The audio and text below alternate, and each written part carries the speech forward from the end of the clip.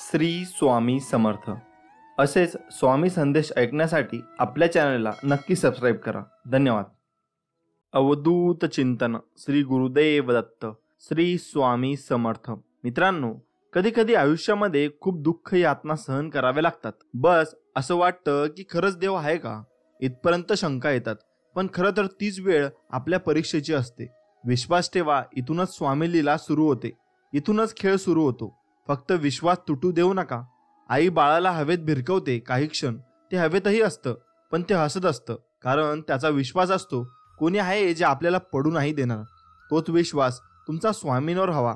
कधी कधी वाटतं हे कसं होईल, हे शक्य आहे का? पण लक्षात ठेवा की तुम्ही तुमच्या बुद्धीच्या कुवतीवर शक्य आणि अशक्य ठरवत असता. पण स्वामींना या जगात अशक्य असे काहीच नाही. स्वामी तेच देतात जे तुमच्यासाठी योग्य आहे. फक्त तुमच्या त्यांच्यावर विश्वास पाहिजे. तुम्हाला स्वतःला कळत नाही इतके तुमच्या मनात काय आहे ते मला कळते. नामस्मरण करताना तुम्ही मला पाहत नसाल, पण मी तुम्हाला पाहतो, कारण तुमच्या हृदयातच आहे मी. तुम्ही नाम घेता म्हणून मी तुमच्या मागे पुढे चालतो, असे स्वामी आपल्याला कायम म्हणत असतात.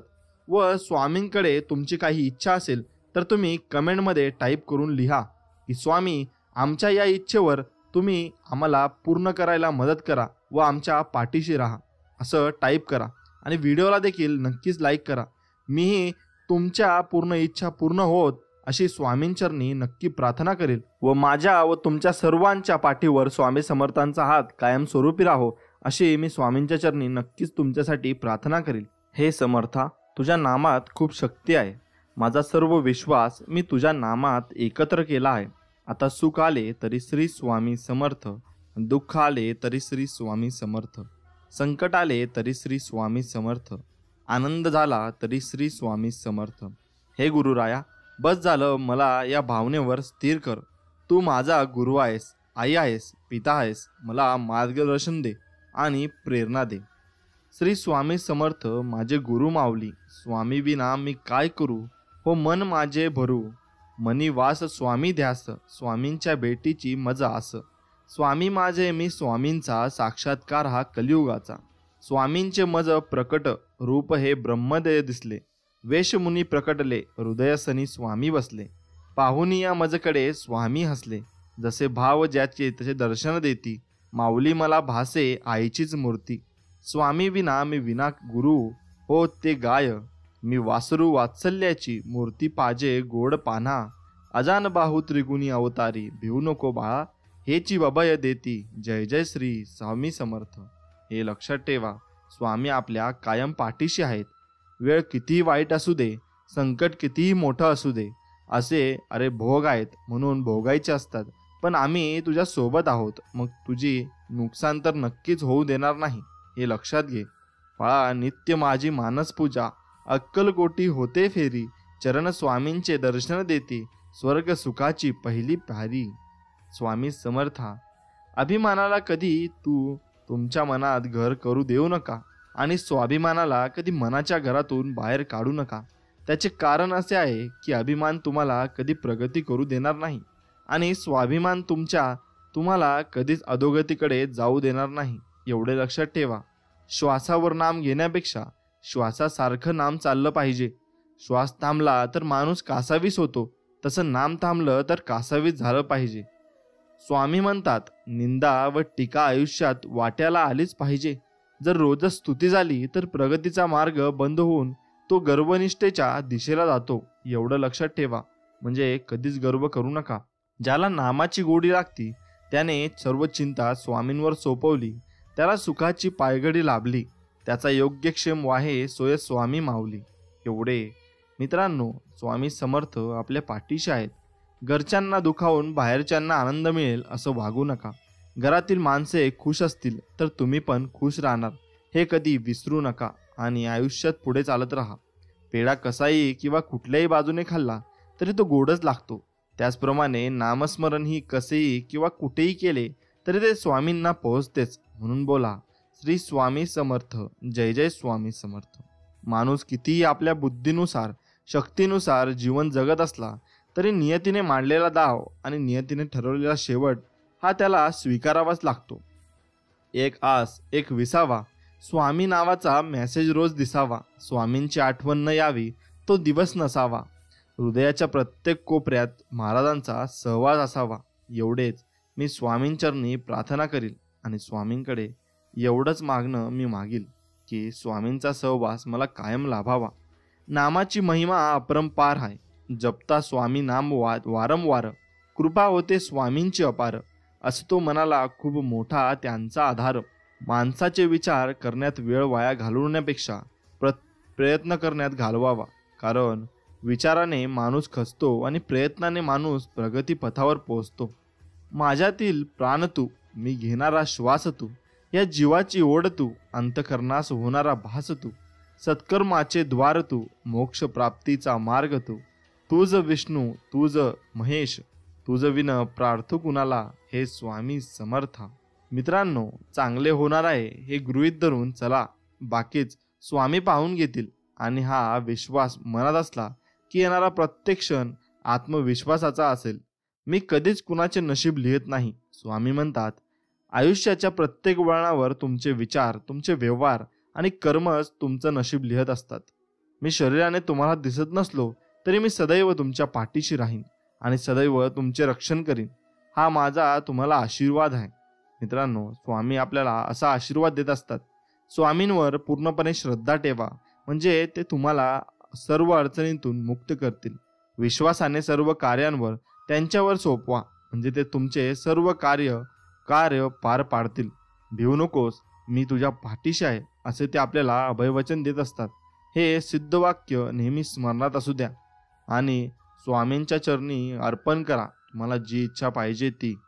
आपले अंतकरण जोपर्यंत शुद्ध आहे तोवर या विश्वातील कोणत्याही गोष्टीची भीती बाळगण्याची गरज नाही. फक्त नीतिमत्ता साफ ठेवा. परमेश्वर काटाही टोचू देणार नाही. लक्षात ठेवा, स्वामी बघतो. आपण श्री स्वामींना मनापासून हाक दिली तर ते आपल्याला दर्शन देतात. आपला सर्व प्रपंच भार स्वामींवर सोडा, तेच सांभाळतील. नित्य स्वामी नाम घेत राहा. स्वामी समर्थ आपल्यावर लक्ष ठेवून आहेत. एकाने देवाला विचारलं की कोणत्या प्रकारची माणसं तुमच्या जवळ असतात. देवाने उत्तर दिलं, ती माणसं जी बदला घेण्याची क्षमता असून सुद्धा दुसऱ्यांना माफ करतात. हा आदर करायला शिका. आदर हा वयाचा नाही तर विचारांचा करावा. वय वाढले म्हणून विचार चांगले असतील याची खात्री देता येत नाही आणि वय कमी आहे म्हणून विचार वाईट असतील असे ठामपणे म्हणता येत नाही.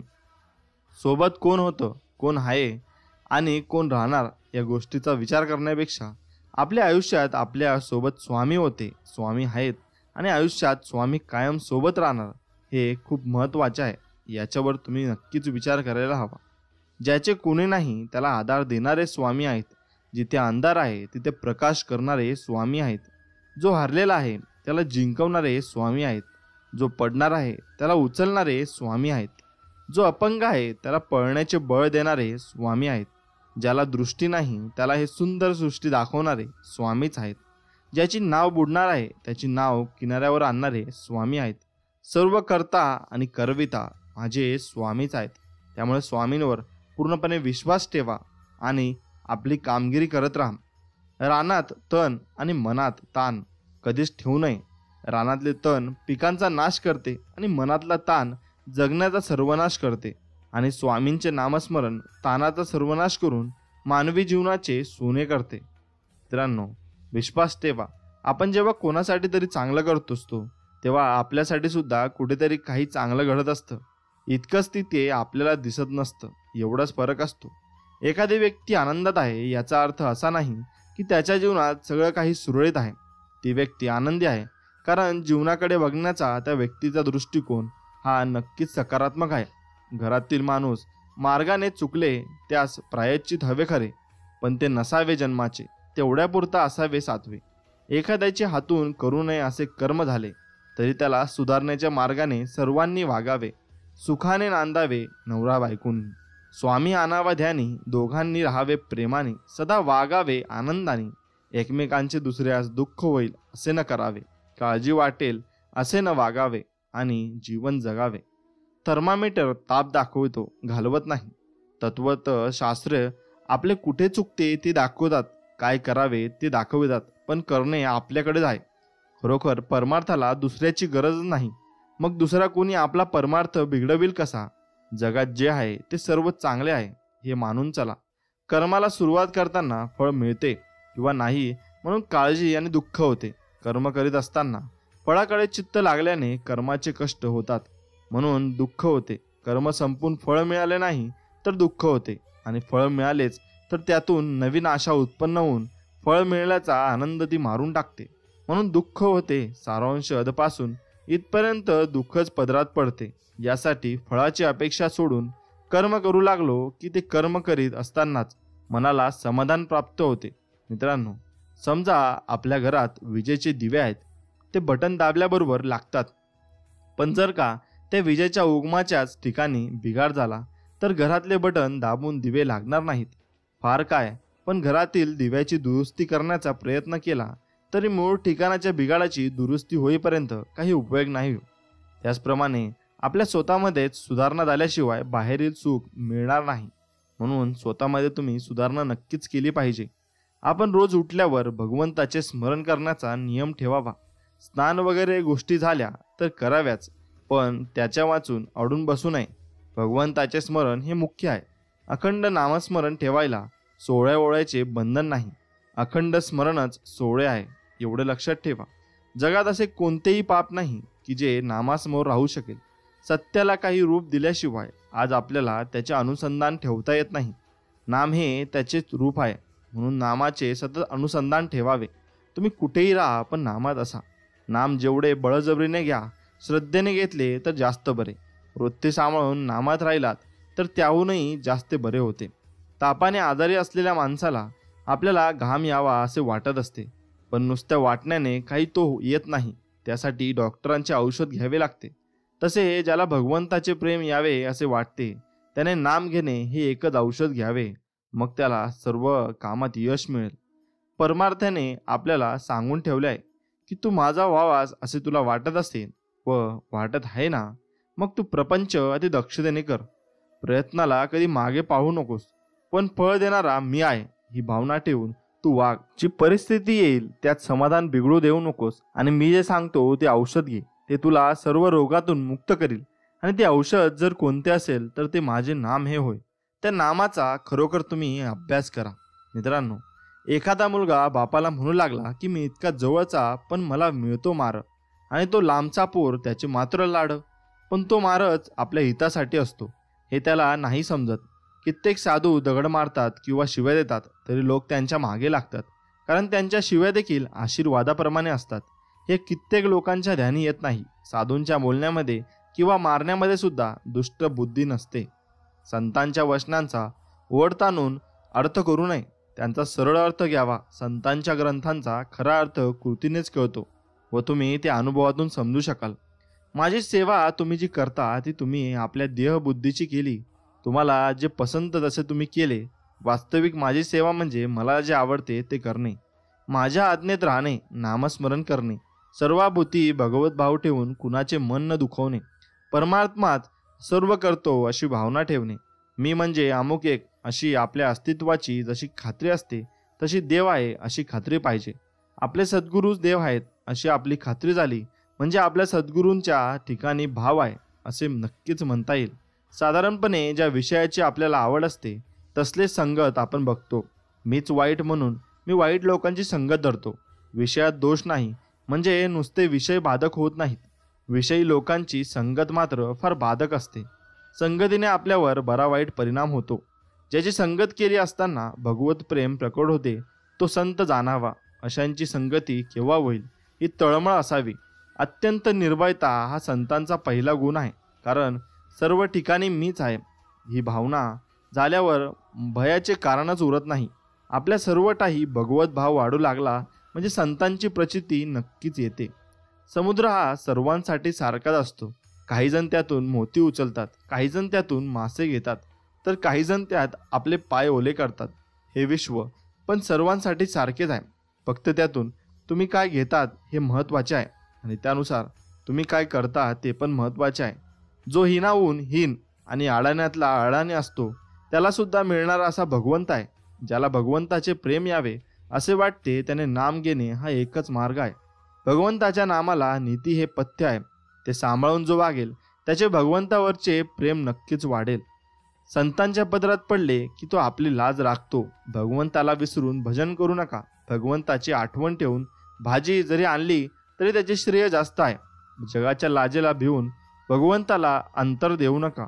त्यांना नक्कीच तुम्ही पाठ देऊ नका. प्रपंच आणि परमार्थ वेगळा नाही. प्रपंच अनासक्तीने आणि आनंदाने करणे हाच परमार्थ आहे, जे परमात्म्यानेच दिले आहे आणि ते त्याचे आहे असे मानून आनंदाने राहणे हे वैराग्य होय. आज खरी भक्ती नाही म्हणून भगवंताचे स्मरण नाही, आणि भगवंताचे स्मरण ठेवण्याचा अभ्यास केल्याशिवाय खरी भक्ती येत नाही. शहाण्या माणसाने उगीच विकल्प न लढवता भगवंताचे स्मरण ठेवायला आरंभ करावा. परमार्थात मनाचे कष्ट आहेत. आतमध्ये भगवंताचे अनुसंधान ठेवून बाहेरून वृत्ती आवरण्याचा जो प्रयत्न करील त्याला परमार्थाचा अनुभव लवकरच येईल, हे नक्की. ज्या झाडाची वाढ व्हावी असे आपल्याला वाटते त्या झाडाला आपण पाणी घालतो, त्याची मशागत करतो, त्या झाडाकडे लक्ष पुरवितो. परंतु जे झाड वाढू नये असे वाटते किंवा ज्या झाडाचे विशेष महत्त्व आपल्याला वाटत नाही त्या झाडाकडे आपण दुर्लक्ष करतो. तसे जेणेकरून परमेश्वराच्या ठिकाणी बुद्धी स्थिर होईल त्याची जोपासना करावी. देहाकडे, विचारांकडे, विषयांकडे दुर्लक्ष करावे, म्हणजे आपोआपच त्याचा विसर पडेल. स्वतःचा म्हणजेच देहाचा विसर पडल्याशिवाय सुख लाभणार नाही, आणि हा देहाचा विसर स्वामीमय झाल्यानेच होईल. म्हणून अखंड भगवंताच्या अनुसंधानात राहा.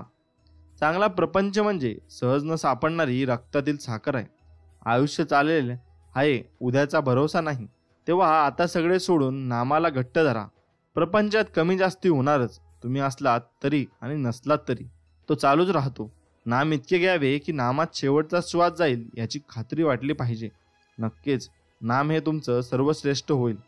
आपल्याला नवस करायला असेल तर असा करावा की मला तू ज्या स्थितीत ठेवशील त्या स्थितीत आनंद दे, म्हणजे मला समाधान राहील. दुसरे काही मागण्याची इच्छाच होऊ देऊ नको. असे मागावे म्हणजे आपल्याला त्याचे होऊन राहता येईल आणि तोही आपला होऊन राहील. माझ्या मागे स्वामी आहे म्हटले म्हणजे प्रपंचातला विषयात जरी राहिलो तरी भिण्याचे कारण नाही. भगवंताचा आधार कायम ठेवला की मग विषयांची नाही भीती वाटत. नेहमी अनुसंधानात राहिले म्हणजे मग सावधच राहिल्याप्रमाणे असते, आणि तसेच माणूस करत असतो. मला सुख हवे हा प्रत्येक जीवाचा मुख्य हेतू असतो. मोक्ष म्हणजे निरतिशय सुखाचा अनुभव होय. माझे समाधान माझ्याजवळ असताना दुसरीकडे ते मिळेल असे आपल्याला वाटते, हेच आपले चुकते.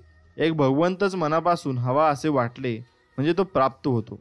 काळजी करणे म्हणजे भगवंतावर भरोसा नसणे होय. हवे व नको याचा आग्रह नसावा, यातच वासनेचे मरण आहे, हे लक्षात घ्यावे. ज्याचे समाधान खरंच भगवंतावर अवलंबून आहे त्याचे समाधान नेहमी कोणत्याही परिस्थितीमध्ये टिकेल. नाम घेताना ते पवित्र वाटले पाहिजे. प्रत्येक वेळी नाम घेताना ते जिवंत आणि नवे वाटले पाहिजे. त्यासाठी होऊन गेलेल्या प्रिय अप्रिय घटनांचे चिंतन करणे आणि भविष्याची कल्पना करणे हे सोडलेच पाहिजे. नामस्मरणाची संगत घडण्यासाठी त्याला महाराजांच्या वचनाची जोड द्यावी. सतत नाम करत राहिले की नामाचा सहवास नक्कीच घडतो, पण सतत नामासाठी चिकाटी पाहिजे. एक मात्र लक्षात ठेवायला पाहिजे की नाम करण्यासाठी महाराजांचे वचन सतत लक्षात ठेवायला पाहिजे, ते म्हणजे जेथे नाम तेथे माझे प्राण, ही सांभाळावी खूण. मित्रांनो, मनुष्याची विद्वत्ता त्याच्या देहाशिवाय आपल्याला घेता येत नाही. तुझे बोलणे मला ऐकायचे आहे, मग तुझे तोंड मात्र नको असे म्हणून चालणार नाही. त्याचप्रमाणे परमात्मा सदचिन्ह स्वरूप आणि आहे हे जरी खरे आहे तरी ते स्वरूप सगुणाच्या आधाराशिवाय आपल्याला पाहता येणार नाही, एवढे लक्षात ठेवावे. ज्याच्यासाठी आपण ज्याच्याशी संगत करतो आणि त्याचे गुणधर्म आपल्यात येऊन चिटकतात हे आपण पाहतो. वकिलाशी लग्न केलेली वकिलीनबाई झाली, डॉक्टरशी लग्न केलेली डॉक्टरीन झाली. पण आपण तिकीट काढून गाडीत बसतो, आपल्या शेजारी कोण येऊन बसेल हे आपल्या हाती नसते. तो विडी ओढणारा असला आणि आपल्याला धूर सहन होत नसला तरी नाईलाजाने तिथेच बसावे लागते. व्यसनी किंवा विषयी माणसाची संगत ही अशी तापदायक घातक असते. उलट सत्पुरुषाची संगत ही उत्तम आणि लाभदायी असते. संतांची देहाने संगती लाभणे सुलभ नाही. तो राहत असेल तिथून आपण लांब राहत असू आणि जवळ राहता असले तरी प्रपंच कामधंद्यामुळे 24 तासात त्यांच्या सानिध्यात कित्येकसा राहता येणार. मग देहसंगतीचा लाभ कितीसा मिळेल. तेव्हा नामाची संगत ही सर्वांना सर्व काळ लाभण्यासारखी उत्तम सत्संगत होय. परंपरा व प्रेम वाढवण्यासाठी काही गोष्टी आवश्यक आहेत. एक बारीक सारीक गोष्टीकडे दुर्लक्ष करून प्रत्येकाच्या स्वभावाला थोडी थोडी सवलत ठेवावी, म्हणजे द्वेष वाटणार नाही. दुसरी, सर्वांना प्रेमाची अशी जी एखादी जागा असेल त्याकडे दृष्टी ठेवावी. तिसरी म्हणजे कोणतीही सूचना सांगायची झाली तर त्या व्यक्तिविषयक न बोलता नम्रतेने आणि गोड शब्दात सांगावी. चौथी म्हणजे स्वार्थाला आळा घालणे, म्हणजे मी स्वतः जितका माझ्याकरता आहे असे वाटते त्याहीपेक्षा जास्त मी दुसऱ्यांकरता आहे असे वाटणे होय. आणि ही जाणीव ठेवून त्याचप्रमाणे वागणे हे प्रेम वाढवायला मदत नक्कीच करत असते. मित्रांनो, एखादा त्यागी मनुष्य सर्व देईल पण स्व देणार नाही. स्व देऊन मग सर्व ठेविले तरी चालेल, पण सर्व देऊन स्व ठेवला तर ते मात्र चालणार नाही. म्हणजेच मी देतो ही भावना राहिली तर सर्वच देणे वाया जाते. मुख्य म्हणजे त्यातली वासना गेली पाहिजे, तर ते खरेच सुख मिळते. देह हा पाया धरून त्यावर इमारत बांधू लागतो, तर इमारत पक्की कशी होणार? मी माझा देह म्हणतो, मग ताप येणे न येणे, इजा होणे न होणे आपल्या हातात आहे का? मी माझे रक्षण करीन असे म्हणतो, पण वाटेत ठेच लागून पडल्यावर लोकांची मला घरी आणावे लागते. म्हणजे जीवित किती परिस्वाधीन आहे हे लक्षात घ्या. आनंद आयुष्यातली सर्वात मौल्यवान गोष्ट आहे. गमतीची गोष्ट अशी की मौल्यवान असूनही परमेश्वराने आपल्याला ती विनामूल्य दिलेली आहे. पण त्याहूनही नमतीची गोष्ट म्हणजे की आपल्याच त्यापैकी बऱ्याच लोकांना आयुष्य संपेपर्यंत त्याचा पत्ताच नसतो. उगवणाऱ्या व प्रत्येक दिवसाला आनंदाने सामोरे जा. मावळताना तुम्हाला भरपूर काही समाधान देऊनच नक्की जाईल.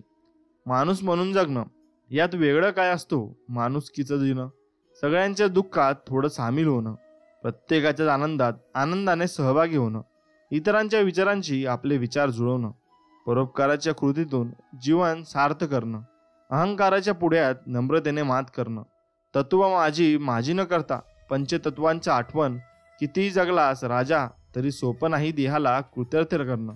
खूप जन्मानंतर असतं हा नरदेह प्राप्त होणं. देह गणपतीचंच, तो मातीचा, त्याचा अटळ आहे विसर्जन होणं. या जगात देव बनणं सोपं, पण कठीण आहे माणूस होणं. एवढं लक्षात ठेवा. म्हणून माणूस व्हा आणि माणुसकीने जपा. अभिमानाने कोणतेही कृत्य केले तर ते नाही भगवंताला पोहोचत. दानधर्म केला, धर्मशाळा बांधल्या, हे सर्व नाव होण्याकरता जर गेले तर त्याचा तुमच्या कल्याणाला काय उपयोग झाला? भगवंताजवळ न येता त्यामुळे अभिमान मात्र वाढतो. बावडीची झाडे लावली तर त्यांना आंबे कसे येतील? मी पानाचे केलेले काम नाही उपयोगी पडत. शरण बुद्धीने केलेले काम हाच खरा धर्म. मी भगवंताच्या हातचे बाहुले आहे असे समजावे. स्वामी करता असे म्हणावे, म्हणजे देवाजवळ शरणबुद्धी द्यावी व देवाला शरण नक्कीच जावे. प्रारब्ध म्हणजे कृतकर्माचे फळ असते. हे चांगले व वाईट असू शकते. सुखाचे भोग आले तर माणसाला काही वाटत नाही, पण दुःखाचे प्रसंग आले की मनुष्य म्हणतो, मी देवाचे एवढे केले, मी अमक्या अमक्या सत्पुरुषाचाच आहे, पण मला असे दुःख का भोगावे लागते? पण त्याला हे समजत नाही की हा सर्व आपल्या कर्माचा परिणाम आहे. त्याला देव किंवा संत काय करील? प्रारब्धाचा संबंध देहापर्यंत असतो, मनाशी नाही. जो संतांची किंवा सद्गुरूंची मनापासून आज्ञा पाळतो त्याचे प्रारब्ध हे प्रारब्ध रूपाने राहत नाही आणि ते नाहीशी होत असतात. मग त्याला चांगले जीवन जगण्यासाठी मिळत असते.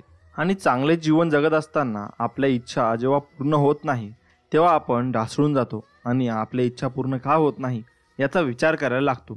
तर मित्रांनो, आपले जे प्राचीन काळातले मानसिक उपचार होते ना, त्यानुसार आपण आपल्या सर्व इच्छा पूर्ण करू शकतो. आपल्या मनात एवढी ताकद आहे. युगांपासून प्रत्येक खंडात, परंपरेत व संस्कृतीला लोकांना हे आठवून वाटायचं की कुठेतरी अशी उपचारक शक्ती आहे जी व्यक्तीला शारीरिक क्षमतांतून आणि कार्यांना सामान्य स्थितीला आणून त्याला निरामय बनवू शकते. त्या गूढ शक्तीला विशिष्ट परिस्थितीत जागृत करता येतं. त्याद्वारे मानवी वेदनांचं उच्चाटन होतं. विश्वास खरा असल्याचे असंख्य पुरावे प्रत्येक देशात, इतिहासात आढळतात. जगाच्या प्राथमिक इतिहासात असं मानलं जायचं, लोकांवर चांगला किंवा वाईट परिणाम गुप्तपणे करण्याची ताकद तसेच आजार बरे करण्याची शक्ती फक्त धर्मगुरू, साध्वी व पवित्र लोकांमध्ये आहे. त्यांच्याजवळ थेट ईश्वरानं प्रदान केलेली विशिष्ट शक्ती आहे, ज्यामुळे आजार देखील बरे होतात, असा त्यांचा दावा होता. देशातील कानाकोपऱ्यात बरे करण्याच्या पद्धती जरी वेगवेगळ्या होत्या, पण त्यात साधारणतः ईश्वराची नम्रपणे प्रार्थना करणं, त्याला नैवेद्य अर्पण करणं अशा गोष्टी समाविष्ट होत्या. तसेच आजारी व्यक्तीच्या शरीरावर हात ठेवून मंत्रोच्चार करणं, मंत्रलेले ताईत, सिद्ध अंगठ्या, प्रतिमा, भस्म इत्यादींचा वापर केला जायचा. प्राचीन रोमन काळात धर्मगुरू त्यांच्या देवळात रोग्याला काही गुंगी येणारं औषध देत आणि त्या संमोहनाद्वारे सूचना देत. रोग्याला सांगितलं जायचं की नक्कीच त्यांना ईश्वर भेट देईल व त्यांचा आजार बरा करेल. त्यानंतर अनेक रोगी रोगमुक्त व्हायचे. हिटेकच्या भक्तांना सांगितलं जायचं की राळ, ऊद, हिराबोळ आणि या सगळ्यांचा चंद्रप्रकाशात मोकळ्या हवेत पालीसह कुटावं. रहस्यमय विधी केल्यानंतर ते देवतेची आळवणी करायचे. त्यांनी नुकत्याच बनवलेल्या औषधाचा घोट घ्यायचे आणि झोपी जायचे. त्यांची सदरा पुरीशी वळकट असली तरी त्यांच्या स्वप्नात देवी दिसायची. हा विधी आपल्याला चमत्कारिक आणि हास्यास्पद वाटत असला तरी त्यानंतर रोगी बरे होत असत, हे सत्य आहे. अंतर्मनाच्या मौल्यवान शक्तीला प्रभावित करण्याचे अनेक परिणामकारक मार्ग जुन्या लोकांनी तयार केले होते व ते आजार बरा करण्यासाठी वापरायचे. या पद्धतींनी आजारावर इलाज होतो हे त्यांना माहीत होतं, पण तो का व कसा होतो हे त्यांना मात्र कळत नव्हतं. ते अंतर्मनाला अशा विधीद्वारे सूचना द्यायचे. विधी आणि काडे व ताईत व्यक्तीला शांत व ग्रहणशील बनवायचे. त्यामुळे रोग्याच्या अंतर्मनाला उपचारकानं दिलेल्या सूचना स्वीकारणं सुलभ व्हायचं. पण बरं करण्याचं कार्य रोग्याचं अंतर्मनच करायचं. अनधिकृत वैद्यकीय उपचारांनी हात टेकलेले असतात व रोग्यांनाही आशा सोडलेली असते, तेव्हा अशा अनधिकृत उपचारांना मात्र यश मिळतं. ही गोष्ट विचार करण्याजोगी आहे. जगाच्या सगळ्या भागातील अशा लोकांनी उपचार केले तरी कसे? रोग्यांनी त्या उपचारावर डोळे झाकून विश्वास ठेवला, हेच याचं खरं उत्तर आहे. त्याच्या स्वतःच्या अंतर्मनात वास्तव करून राहिलेली उपचार शक्ती मुक्त झाल्यामुळे ते रोगमुक्त होऊ शकले. मित्रांनो, उपचारकाने वापरलेल्या पद्धती व इलाज जितक्या विलक्षण हास्यास्पद तितकीच रोग्यानेही काहीतरी उघडी आगळी वेगळी केलेली गोष्ट नक्कीच असाधारण शक्तिशाली असणार असं मानण्याची शक्यता जास्त. अशा आशावादी उत्तेजित मानसिक अवस्थेमुळे रोग्यांच्या बाह्यमनाला व अंतर्मनाला स्वास्थ्याच्या सूचना स्वीकारणं सोपं जायचं. पुढच्या प्रकरणात यावर सविस्तर चर्चा ते करायचे. अंतर्मनाच्या शक्तीच्या उपयोगाचे प्रसंग. प्रार्थना करताना विश्वास ठेवा की तुम्हाला जे हवे आहे ते तुम्हाला मिळत आहे आणि ते तुम्हाला मिळेलच. वरील वाक्य पुन्हा वाचा आणि त्यात वापरले गेलेल्या व्याकरणातील फरकाकडं लक्ष द्या. विश्वास ठेवणं व मिळत आहे ही क्रियापद वर्तमान काळातील आहे व तर मिळतील हे भविष्य काळातील आहे. वाक्याच्या व्याकरणामधील सहज फरकाद्वारे लेखक आपल्याला खूपच महत्त्वाची गोष्ट सांगत आहे. जर आपण यावर विश्वास ठेवला की आपली इच्छा आधीच पूर्ण झाली आहे तर ती एक भविष्यातली गोष्ट म्हणून नक्कीच साकार होईल. या ठाम विश्वासातच या तंत्राचा यश आहे. तो विचार, ती कल्पना, ते चित्र आधीच भविष्यातलं बनून गेलं आहे. एखादी गोष्ट मूर्त रूपात येण्यासाठी ती जणू आधीच अस्तित्वात आहे असा विचार करायला हवा. विचारांच्या रचनात्मक शक्तीचा उपयोग करा. तुम्हाला हव्या असणाऱ्या गोष्टीचा ठसा तीव्रतेने अंतर्मनावर ठसावा. तुमचा विचार, तुमची कल्पना, योजना किंवा उद्दिष्ट हे मनाच्या पातळीवर इतकेच खरेखुरे आहेत जितके तुमचा हात किंवा हृदय. बायबलमधील या तंत्राचा अवलंब करून तुम्ही तुमच्या मनातून नकारात्मक परिणाम देऊ शकणाऱ्या स्थिती व परिस्थिती किंवा योगायोगाचे सगळे विचार नाहीसे करू शकता. तुम्ही मनात विचाररूपी बी पेरत आहात, ज्याच्या तुम्ही काही त्रास दिला नाही तर ते नक्कीच अंकुरित होऊन बाह्य जगात फळाफुळांनी डवरेल. जिसने आस्था, विश्वास यांना सर्वाधिक महत्त्व दिलंय.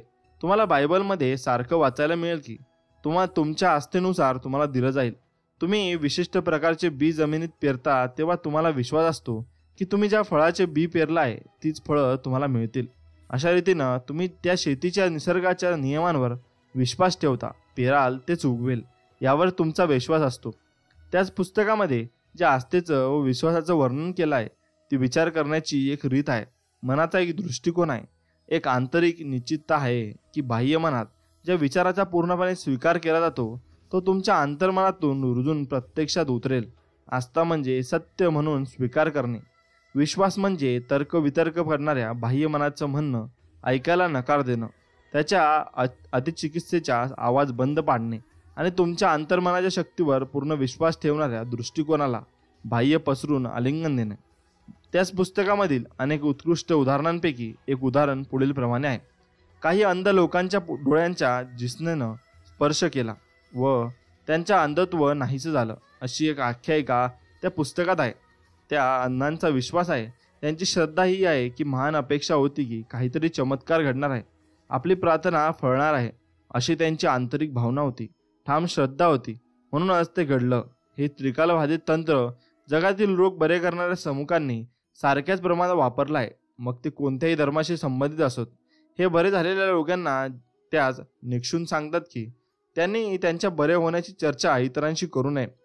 जर त्यांनी तसं केलं तर त्यांना नास्तिक लोकांच्या शंकाकुल टीकेत त्रस्त केलं असतं. त्यामुळे त्यांच्या अंतर्मनाला भीती, शंका व काळजीच्या विचारांनी घेरलं असतं व त्या स्पर्शानं त्यांना झालेला लाभ निष्पर्श व झाला असता. आजारी व्यक्ती त्याच माणसाकडं बरं होण्यासाठी आल्या तेव्हा त्या स्वतःच्या श्रद्धेमुळे आणि जोडीला त्यांचीच श्रद्धा व अंतर्मनाच्या बरं करण्याच्या शक्तीच्या समजण्यामुळे बऱ्या झाल्या होत्या. त्यानं जो हुकूम दिला तो खरा होणार असं रोग्यांना मनापासून वाटत होतं. त्यांनीच आणि ते मदत करणारे मागणारे आजारी लोक एकाच वैश्विक मनात होते आणि त्यांची उपचारक शक्तीची जाणीव व त्यावरील श्रद्धेनं रोग्यांच्या अंतर्मनातील नकारात्मक विध्वंसक रचना बदलून टाकली. या आंतरिक बदलाला आपोआप मिळालेल्या प्रतिक्रियेमुळेच रोगी बरे झाले. त्यांनी अधिकाराविनं उच्चारलेल्या शब्दांचं रोग्यांचं अंतर्मन प्रतिक्रिया करेलच याबद्दल त्यांना जाणीव आणि पूर्ण विश्वास नक्कीच होता. विविध धर्मस्थळी होणारे चमत्कार. प्रत्येक खंडात अनेक धर्मस्थळे आहेत जिथं उपचार केले जातात, तिथं रोगी बरे होतात. यापैकी काही जगप्रसिद्ध आहेत तर इतरांनी माहिती केवळ तिथल्या स्थानिकांना आहे. अशी स्थळं प्रसिद्ध असो वा नसो, अशा ठिकाणी होणारे उपचार हे विश्वासामुळेच होत असतात. मी जपानमधील अनेक प्रसिद्ध धर्मस्थळांना त्यांनी लेखकांनी भेट दिली होती. तेथील डायाम्सू बुद्धाची 42 फूट उंचीची विराट प्रतिमा हे या जगप्रसिद्ध धर्मस्थळाचं मुख्य आकर्षण आहे.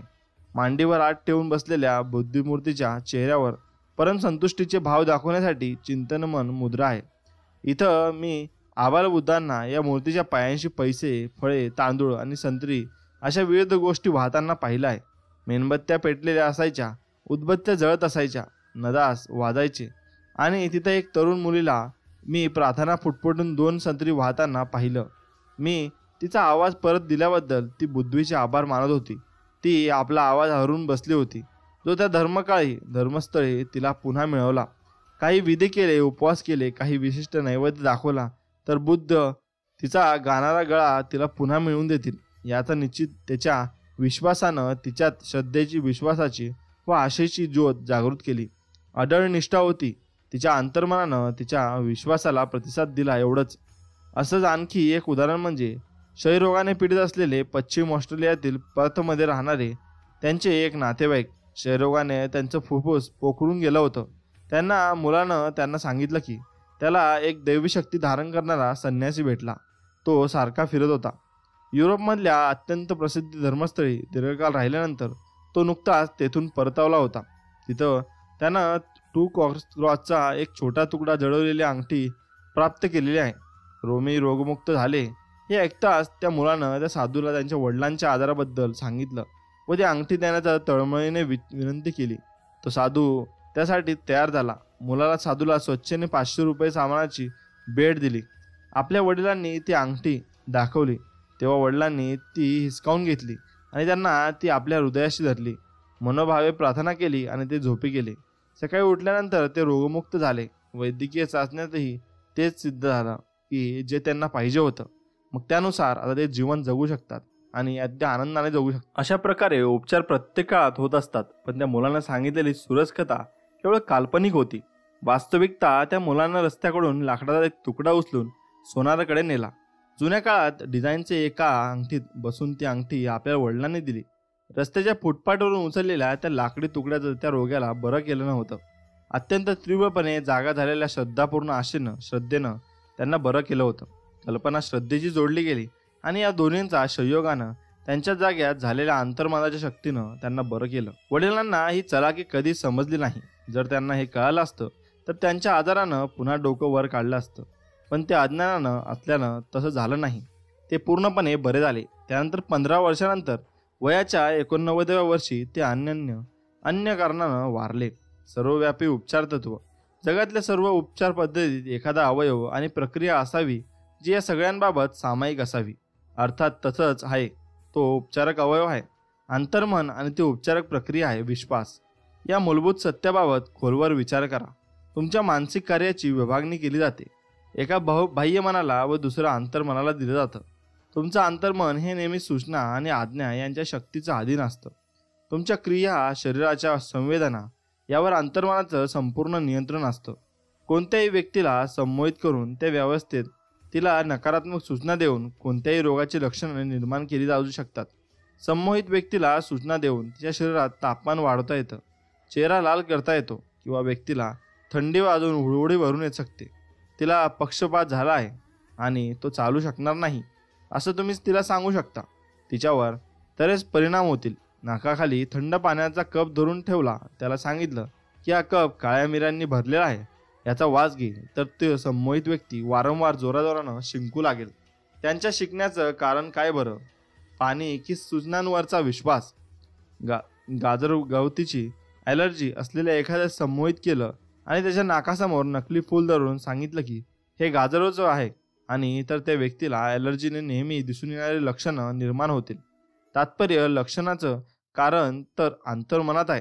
साहजिकच उपयोग देखील अंतर्मनाचा होत असतो. ॲस्थिचिकित्सा, ॲक्युपंक्चर, कायरोप्रॅक्टिस, क्वांग आणि नॅरोपॅथी अशा वैद्यकीय उपचार पद्धती उल्लेखनीयरित्या रोग बरे करतात. तसाच आरोग्यदायी परिणाम विविध धार्मिक संप्रदायांच्या रूढी परंपरेने होत असतो. पण या सगळ्यांद्वारा होणारे उपचार हे अंतर्मनाद्वारेच केले जातात. तुमचं कापलेलं बोट तुमचं अंतर्मनच बरं करतं. डॉक्टर जखमेवर मलमपट्टी करून म्हणतात निसर्ग जखम बरी करेल, पण हा निसर्ग म्हणजे अन्य काही नसून अंतर्मनाचा नियम. स्वररक्षणाची नैसर्गिक सहज प्रवृत्ती हा निसर्गाचा पहिला नियम आहे आणि स्वरक्षण हे अंतर्मनाचे प्राथमिक कार्य आहे. विविध संप्रदाय, पंथ आणि प्रार्थना सामूहिकांनी अनेक उपचार पद्धती विकसित केल्या आहेत. प्रत्येकजण असा दावा करतो की त्याच्या पद्धतीमुळे रोगीमुक्त होतं असल्यानं त्यांचे सिद्धांत सर्वाधिक योग्य आहेत, पण यात नक्कीच तथ्य नाही. उपचार करण्याचे अनेक प्रकार आहेत. फ्रॉन्झ अँटर मेरेम्स हा एक ऑस्ट्रेलियन डॉक्टर होता. तो पॅरिसमध्ये प्रॅक्टिस करायचा. त्याला असं आढळलं की आजारी माणसाच्या शरीराला चुंबक लावायचाच त्याचा रोग दूर होतो. त्यानं काचेचे आणि धातूचे तुकडे वापरून देखील रोग्यांवर उपचार केले. त्यानंतर तो त्याचा हात रोग्याच्या शरीरावर फिरवू लागला. त्याचा असा दावा होता की त्याचा रोगमुक्तीचा स्रोत होता प्राणिक चुंबकत्व. त्याच्या सिद्धांतानुसार एक रहस्यमय चुंबकीय तत्व उपचारकाच्या हातातून रोग्याकडे जाते. रोग्यांना बरं करण्याचा त्याच्या या पद्धतीला त्याचं स्वतःचं नाव दिलं. ती पद्धत मेस्मेरिझम या नावानं प्रसिद्धी झाली. त्याच प्रसिद्धीला त्याला संमोहन या नावानं ओळखलं गेलं. मेस्मोरिझम यशामुळे त्याचा द्वेष करणाऱ्या इतर डॉक्टरांनी दावा केला की मेस्मेरचे अनेक उपचार सूचनेमुळे होतात. पण जेव्हा त्यांना विचारलं गेलं तेव्हा त्यांनी ते कबूल केलं. यामागचं शास्त्रीय कारण त्यांना माहीत नाही. समूह मानसिकचक, मानसशास्त्रज्ञ, अस्थिशास्त्रज्ञ, कायरोप्रॅक्टिस, डॉक्टर्स आणि धार्मिक समुदाय असे सर्व उपचारक अंतर्मनाच्या शक्तीचाच वापर करतात. यापैकी प्रत्येकजण दावा करू शकतो की त्याच्या सिद्धांतामुळे रोग दूर बरे होतात, पण वास्तव त्याहून फार अंतर्मनाला एक दमदार सूचना देण्याचं कार्य करते. बरं होण्यामागं केवळ एक शक्ती असते.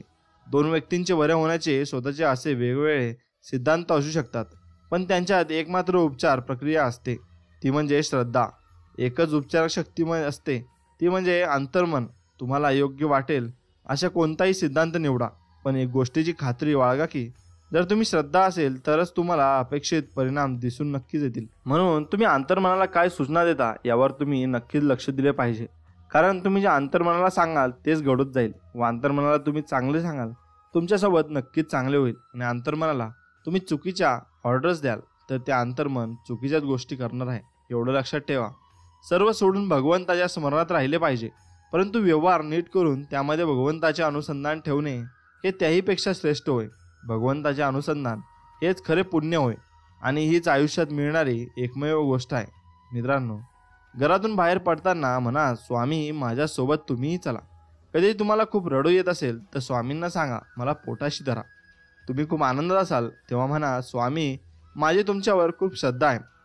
तुम्ही काही कामे करता तेव्हा म्हणा स्वामी माझ्या मदतीला या. तुमचं यातून काही चुकते तेव्हा म्हणा स्वामी मला क्षमा करा. तुम्ही रात्री झोपताना स्वामीविषयी कृतज्ञता व्यक्त करा आणि म्हणा स्वामी तुमच्या मायेचे उपदार पांघरून माझ्यावर नक्कीच तुम्ही घाला. भगवंताकडे जायची साधने पुष्कळ आहेत. इतर साधनांनी कष्ट करून ते साधवे, पण तेच थोडे नाम घेतल्याने साधते. पण नामावर अशी श्रद्धा मात्र पाहिजे. प्रत्यक्ष साधनाचे मर्म म्हणजे भगवंताचे स्मरण होय. त्याचा पूर्णपणे समावेश भगवंताच्या नामात आहे. म्हणून ज्याला लवकर भगवंत गाठायचा आहे त्याने एका नामाची कास धरावी. पुष्कळ वेळा विद्वान लोक व्यर्थ चिकित्साने आपल्या आयुष्याचा नाश करून घेतात. शेवटी आयुष्याचा अंतकाल येतो आणि नामाची चिकित्सा एवढी पदरात पडते. नाम घेण्याचा आनंद मिळत नाही. साधे भोळे अडाणी लोक भगवंताचे नाम घेऊन मजेने तरुण जातात. म्हणून शहाण्या विद्वानाने चिकित्सा करायचीच तर नाम घेत करावी. नामाबद्दलच्या सर्व शंका त्याच्या मिटून जातील आणि त्याला एक नवीन मार्ग मिळेल. म्हणून मित्रांनो, मी तुम्हाला सांगत असतो की स्वामी समर्थांचे नामस्मरण करा, कारण नामस्मरणात खूप शक्ती आहे. नामस्मरण तुम्ही जेवढे जास्त कराल तेवढे जास्त तुम्हाला त्याचे फळ दिसत जाईल आणि स्वामी तुमच्या नक्कीच पाठीशी राहील. मित्रांनो, व्हिडिओ आवडला असेल तर व्हिडिओला एक लाईक करा आणि चॅनलला नक्कीच सबस्क्राईब करा. चला तर मग भेटूया एक नवीन व्हिडिओमध्ये. तोपर्यंत जय श्रीराम, जय श्री हनुमान, श्री स्वामी समर्थ, जय जय स्वामी समर्थ.